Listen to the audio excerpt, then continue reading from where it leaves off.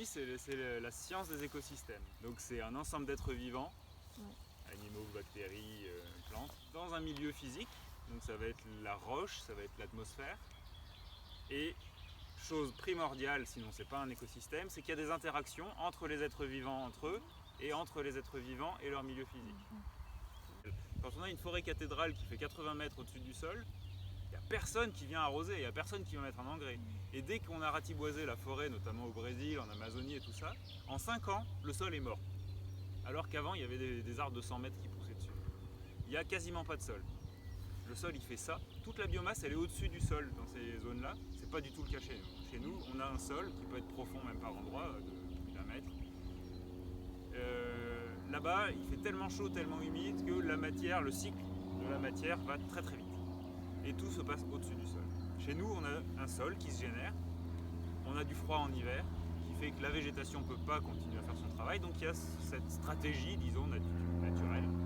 Si vous regardez dans un champ de blé, on pourrait aller voir dans le champ du voisin, à nos risques et périls, il y a une grande partie de la lumière qui arrive dans la culture qui arrive au sol. C'est autant d'énergie qui est perdue. Et non seulement c'est de l'énergie qui est perdue, qui n'est pas réutilisée par la vie, mais en plus elle va cramer la vie qui est dans le sol, qui elle a horreur du soleil. Les UV sont un poison mortel pour la vie en général. Un certain nombre d'espèces ont développé des stratégies, notamment par une pigmentation. On bronze pour protéger nos cellules et notre ADN. Les végétaux ont des pigments qui leur servent justement à capter cette énergie-là, voire à en refléter une partie, tout ça. C'est-à-dire que plus on cultive avec du labour, donc on retourne le sol, on met les bactéries qui sont au fond, qui crèvent à l'oxygène, on les met à l'oxygène, celles qui sont en haut, qui ont besoin d'oxygène, on les met au fond, elles n'ont plus d'oxygène, elles crèvent.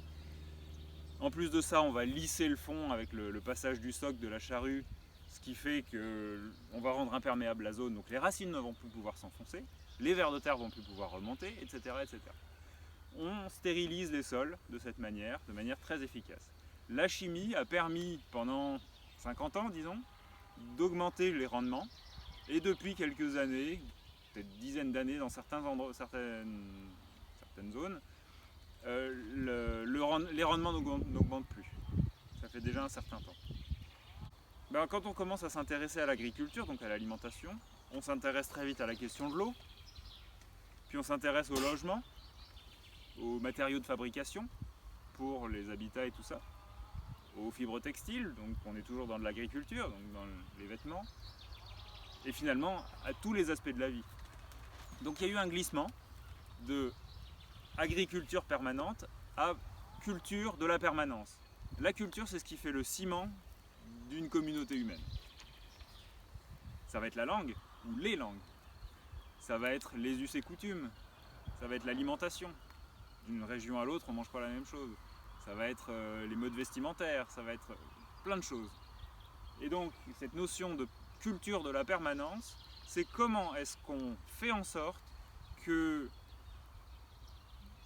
l'humain finalement retrouve sa place dans l'écosystème de manière pérenne. C'est-à-dire sans piller l'écosystème dans lequel il vit, par lequel il vit, dont il fait partie. C'est pas l'un ou l'autre, c'est les deux. Et l'écosystème, il est à la fois dans nous. Sans notre microbiote, dans notre tube digestif, on est mort. C'est clair. Sans les bactéries à la surface de notre peau, on est mort aussi. Donc c'est arrêter en fait de bousiller le monde dans lequel on vit. Moi j'étais dans le sac à dos quand j'étais tout petit, et puis quand on voyait une bestiole ou qu'on voyait une plante, papa s'arrêtait, on s'accroupissait, on regardait, et puis je sais plus si on avait le bouquin avec nous ou si je le regardais une fois à la maison, mais on cherchait ce que c'était, et puis comme ça j'ai commencé à m'intéresser à la nature. Donc, je suis allé à Courcelles-Chaussy, j'ai fait 3 ans de lycée là-bas.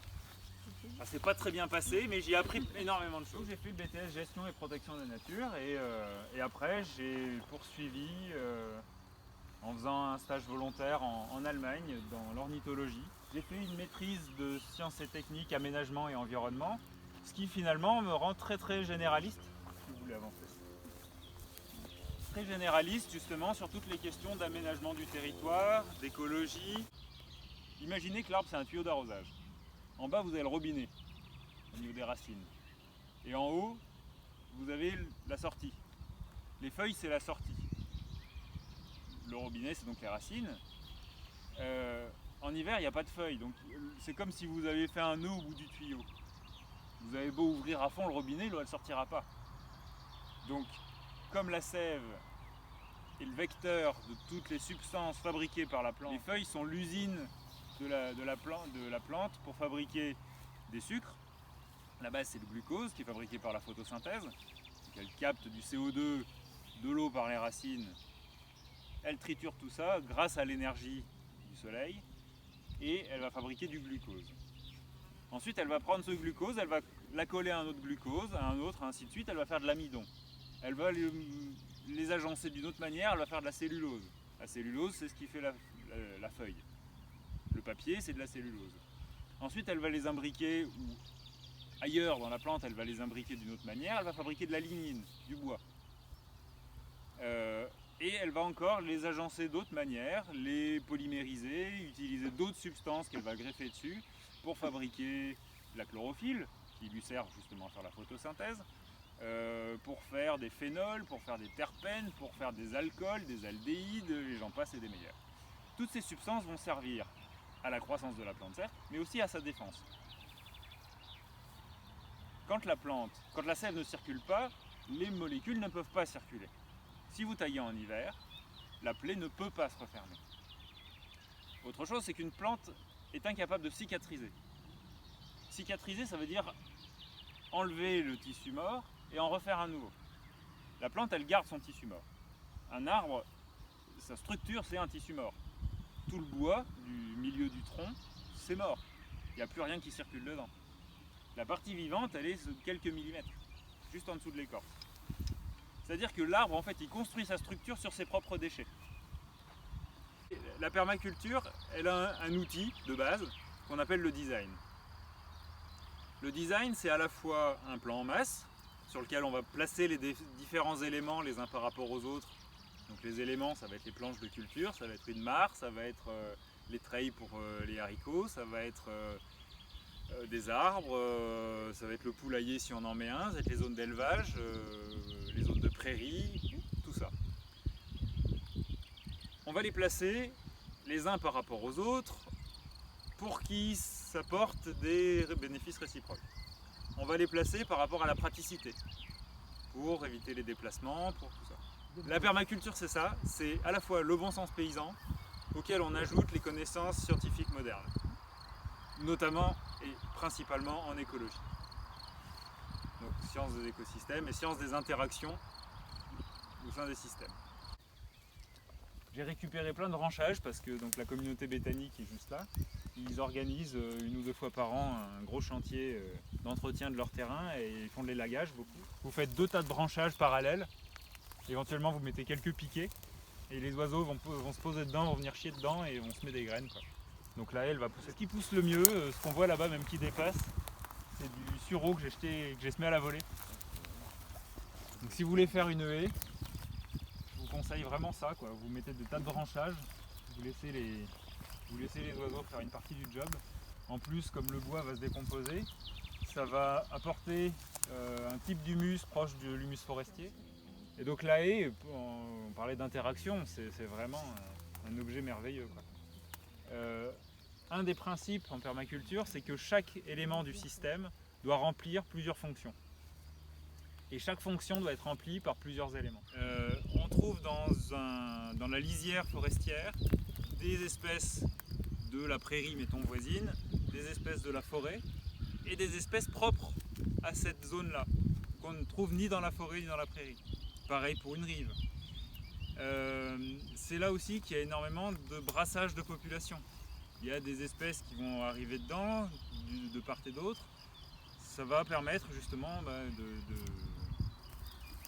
de brasser génétiquement pour qu'il y ait une certaine diversité qui s'entretienne. Alors les bâches, elles servent pour désherber. Là où il y a les tomates, vous voyez, c'est parfaitement désherbé parce que j'ai laissé les bâches. D'accord, parce que ça se cuit tout seul.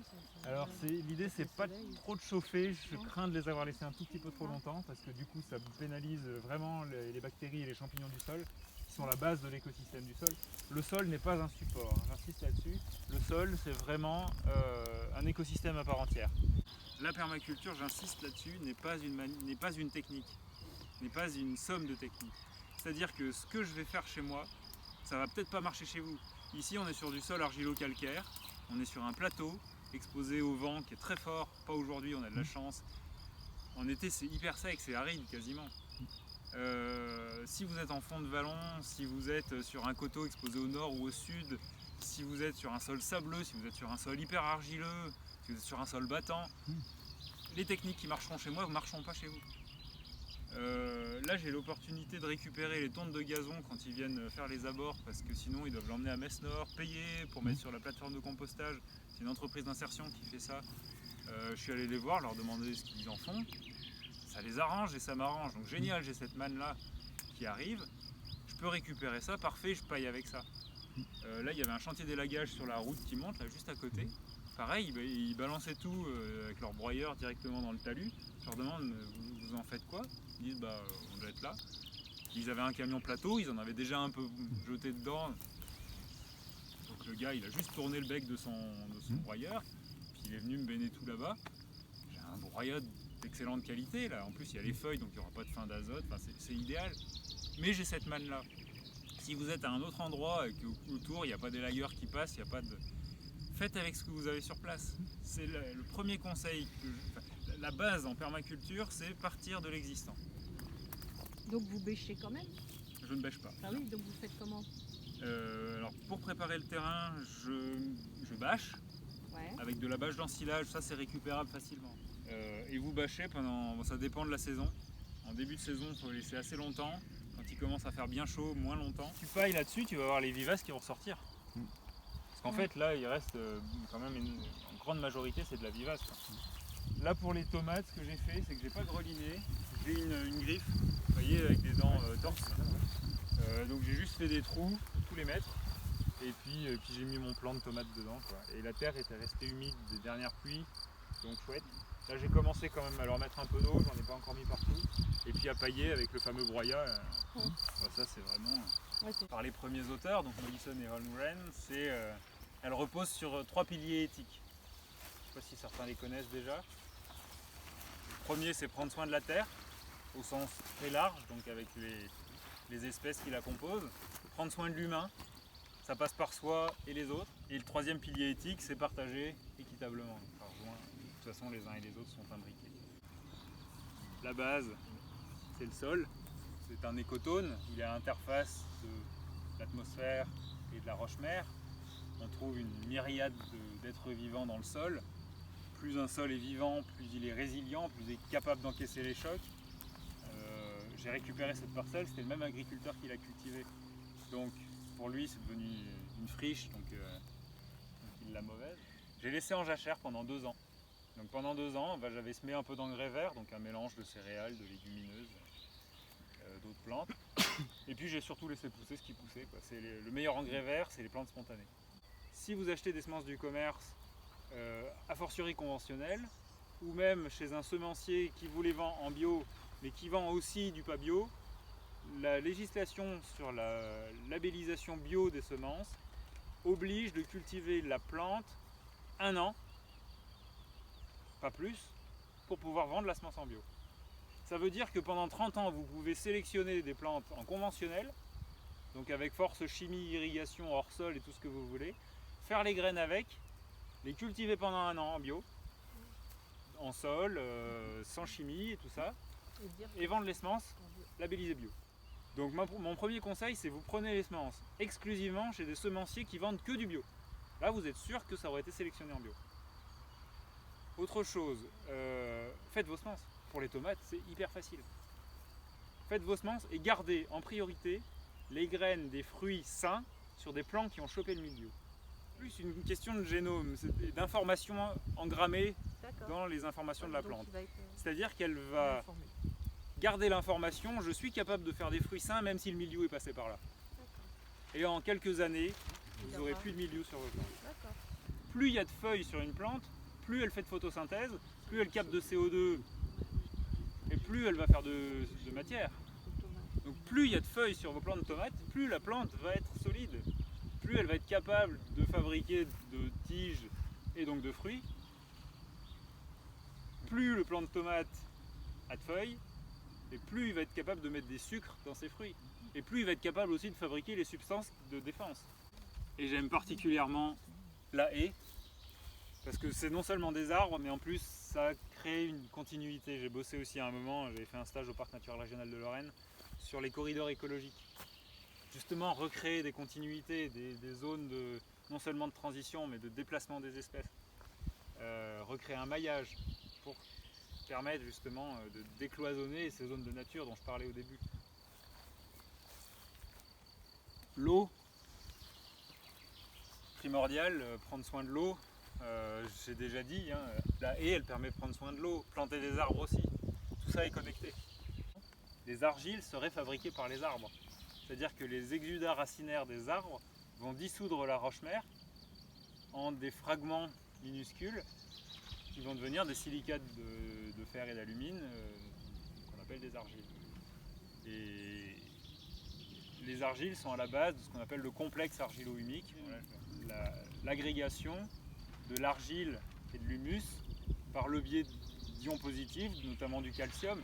Je suis ravi d'être sur un sol argilo-calcaire, parce qu'ici on est sur de l'argile, il y a beaucoup d'argile, mais grâce au calcium du calcaire, l'argile floccule comme on dit, donc ça fait des agrégats, grâce notamment aux vers de terre, qui ont aussi dans leur tube digestif une glande qui produit du calcium, qui permet d'accrocher l'humus et l'argile ensemble, et qui donne une structure qui est résistante à l'eau. Ça garde une certaine porosité même quand il pleut. Le sol il boit ici quand il pleut, pas de flaques. Si on était sur de l'argile sans calcaire, ce serait une horreur, ce serait difficile. Les liens. En toute chose, créer des liens. Créer des liens avec ses voisins. Le design, je disais, tout est en mouvement. Hein. Le design, il n'est pas figé. Il va évoluer dans le temps. La première des choses à faire, c'est voir où est-ce que vous allez pouvoir placer les différentes choses. Si vous n'avez pas de place pour mettre un arbre parce que ça va prendre toute la place et toute la lumière, ne le faites pas. Voyez ce qu'il y a autour. Quand vous faites votre design, prenez en compte aussi ce qu'il y a dans le voisinage immédiat ou ce qu'il y a plus loin, les fumées des usines, ce genre de choses, hein, s'il y a des nuisances sonores ou je sais pas. Ça peut être mettre un arbre palissé contre un mur. Ça peut être utiliser des buissons si vous n'avez pas de place pour mettre un arbre. Mais voilà, pensez de manière étagée. Essayez d'utiliser au maximum les différentes strates. Vous avez la strate